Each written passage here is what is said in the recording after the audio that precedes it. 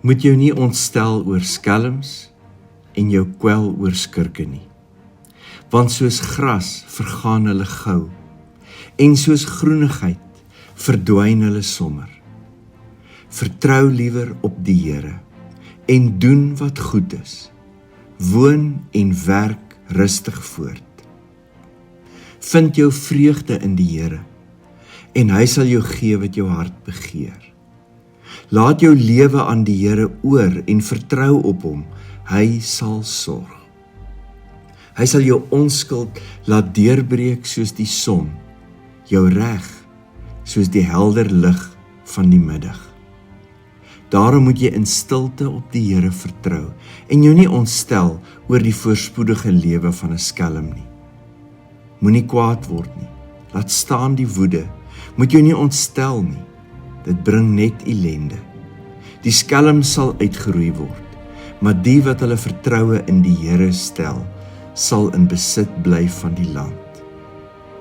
Nog 'n rukkie, en daar sal geen goddelose meer wees nie. 'n Mens sal hom soek waar hy was, maar hy sal nie daar wees nie. Die wat nou verdruk word, sal die land besit en hulle verlustig in hulle welvaart. Die goddelose soek die ondergang van die regverdige en bedreig sy lewe. Die Here lag vir die goddeloses, want hy sien hulle dag kom. Die bietjie van die regverdige is beter as die rykdom van talle goddeloses, want die mag van die goddeloses sal verbreek word. Maar die Here sal die hulp wees van die regverdiges. Die Here sorg vir die lewe van die opregtes, en wat hulle besit, sal hulle behou solank hulle lewe. In tyd van nood sal hulle nie verleë staan nie. In tyd van gebrek sal hulle genoeg hê. Die Here bepaal die koers van die mens met wie se pad hy tevrede is, en hy ondersteun hom. As so iemand val, bly hy nie lê nie, want die Here help hom op. Bly weg van die kwaad af en doen wat goed is. Dan sal jy die land altyd bewoon, want die Here het die reg lief en sy troue dienaars verlaat hy nie.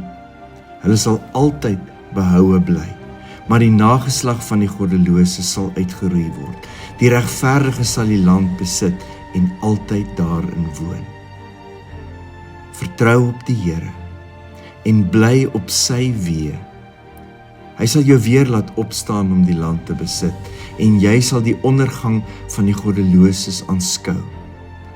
Ek het al gesien dat 'n slegte, roekelose mens geil opskiet soos 'n plant, en toe ek weer verbykom, was hy nie meer daar nie. Ek het hom gesoek, en hy was nêrens nie. Maar let nou op die eerbare mens, kyk na die opregte, die reggeskape mens. Vir hom is daar 'n toekoms.